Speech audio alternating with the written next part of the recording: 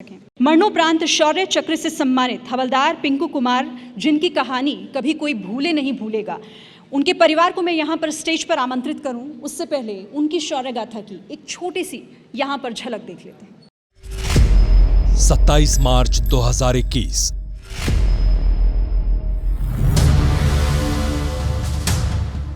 सुरक्षा बलों को दक्षिण कश्मीर के शोपियां में 2 से 3 आतंकियों के छिपे होने की सूचना मिली थी।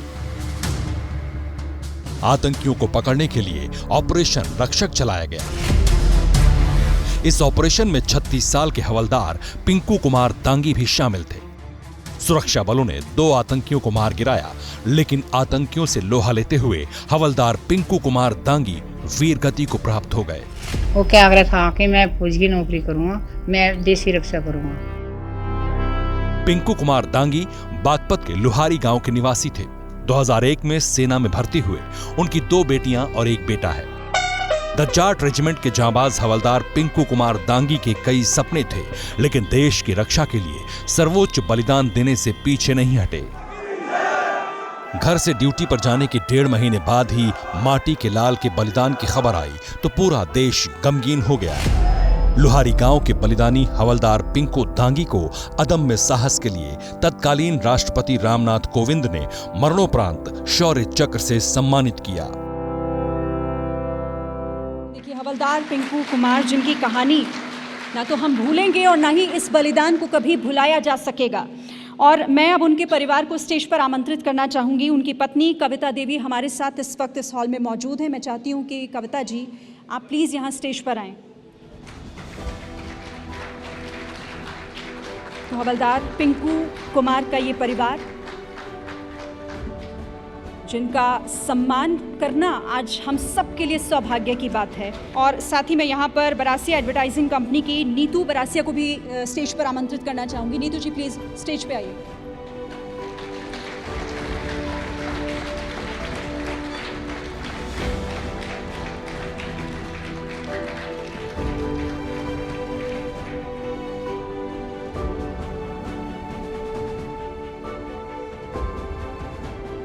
बहुत बहुत शुक्रिया मैम कविता देवी जी और उनका परिवार।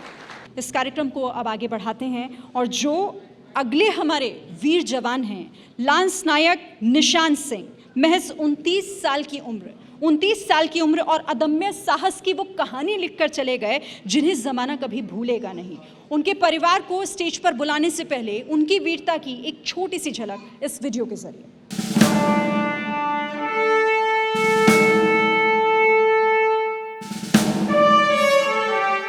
अनंतनाग उसकी ड्यूटी थी।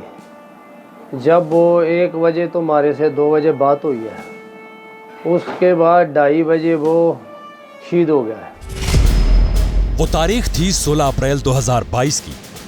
अनंतनाग में आतंकियों को पकड़ने के लिए ऑपरेशन रक्षक चलाया जा रहा था। तलाशी और घेरेबंदी के दौरान भारी हथियारों से लैस आतंकियों ने फायरिंग झोंक दी। अपनी जान की परवाह किए बिना लांस नायक निशान सिंह आतंकियों पर टूट पड़े। तभी उनके सीने में गोली लगी।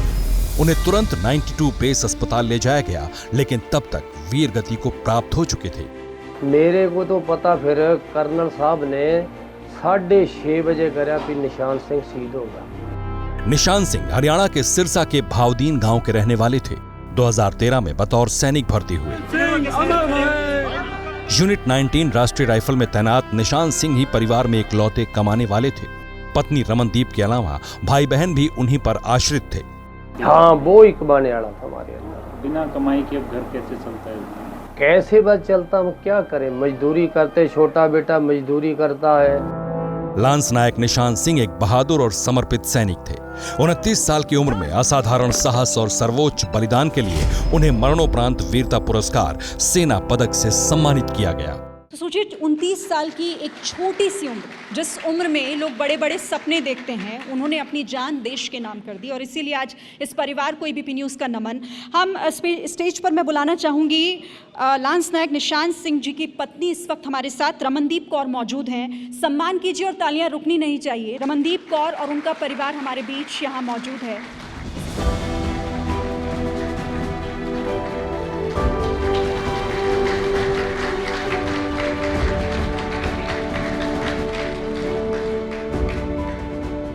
देखिए, हम बलिदान की बात कर रहे हैं। हम अपने बलिदानियों और उनके परिवार का जो बलिदान होता है वो सर्वोच्च बलिदान होता है। राइफलमैन कुलभूषण मांटा परिवार के इकलौते बेटे थे। सारा दारोमदार उन्हीं के कंधों पर था, लेकिन उन्होंने बिना सोचे समझे देश के नाम अपनी जान न्यौछावर कर दी। देश के वीर सपूत राइफलमैन कुलभूषण मांटा हिमाचल प्रदेश के शिमला के रहने वाले थे। साल 2014 में सेना से जुड़े और 52 राष्ट्रीय राइफल्स यूनिट में अपनी सेवाएं दे रहे थे। 27 अक्टूबर 2022 जम्मू कश्मीर के बारामूला में भारतीय सेना और जम्मू कश्मीर पुलिस खुफिया सूचना पर एक पाकिस्तानी आतंकी को पकड़ने गई। राइफलमैन कुलभूषण मांटा ऑपरेशन रक्षक का नेतृत्व कर रहे थे। सर्च ऑपरेशन के दौरान वो 2 आतंकियों के काफी करीब पहुंच गए। उन्हें देख आतंकी भागने लगे। राइफलमैन कुलभूषण बिना समय गंवाए आतंकियों पर टूट पड़े और एक आतंकी को जिंदा पकड़ लिया।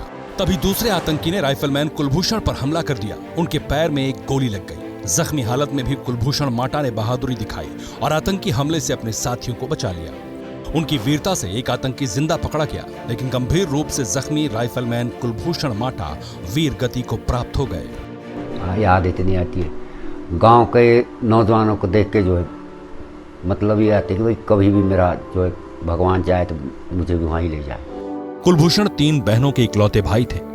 2.5 महीने के बेटे कार्तिक की किलकारी से घर में खुशियां थी। पिता और 26 साल की पत्नी नीतू से जल्द लौटने का वादा कर सीमा पर गए थे, लेकिन लौटकर घर नहीं आए। राइफलमैन कुलभूषण मांटा एक बहादुर सैनिक थे। अपने कर्तव्य का पालन करते हुए 26 साल की उम्र में प्राणों की आहुति दे दी। इस बलिदान के लिए उन्हें मरणोपरांत वीरता पुरस्कार और फिर शौर्य चक्र से सम्मानित किया गया।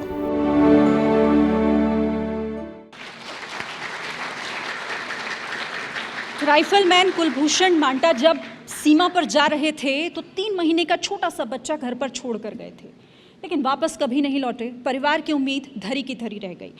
परिवार से मैं बुलाना चाहूंगी उनकी पत्नी नीतू कुमारी हमारे बीच मौजूद हैं। जोरदार तालियों से उनका सम्मान कीजिए। और साथ ही नीतू कुमारी जी, प्लीज़ स्टेज पर मैं आमंत्रित करना चाहती हूँ आपको। हमारे ख़ास मेहमान, हमारे चीफ गेस्ट, आर्मी चीफ, साथ ही आवा प्रेसिडेंट और जॉन इस परिवार का सम्मान करेंगे। और इसी के साथ मैं अपने स्पॉन्सर कृषि रसायन एक्सपोर्ट्स प्राइवेट लिमिटेड के हिमाद्री भद्रा और संजय सिंह दोनों को यहाँ स्टेज पर बुलाना चाहती हूँ।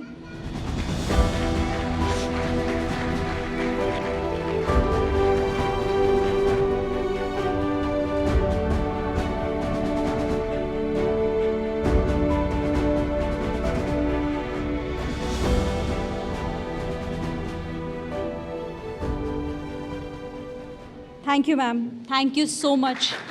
आपका पूरा परिवार आज हमारे बीच रहा, ये हमारे लिए सौभाग्य की बात है। समय है हमारे ख़ास मेहमान, मैं चाहूँगी जॉन आप प्लीज़ यहाँ आइए, हमारे इन बलिदानियों के बारे में कुछ कहने का।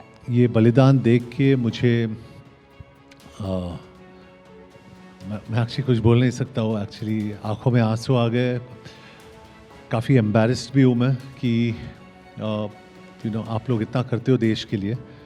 और शायद ये अवेयरनेस लोगों के बीच में और बढ़ना चाहिए कि जितने सैक्रिफाइसेस आप दे रहे हो, और जैसे एबीपी जो कर रहा है अभी हमारे साथ इस सब को प्रेजेंट करके, thank you ABP for doing this. और थैंक यू हमें बुलाने के लिए।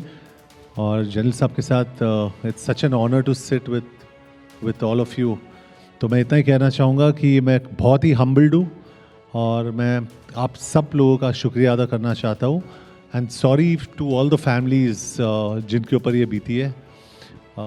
माई heart is with you and I am really sorry and we all love you always.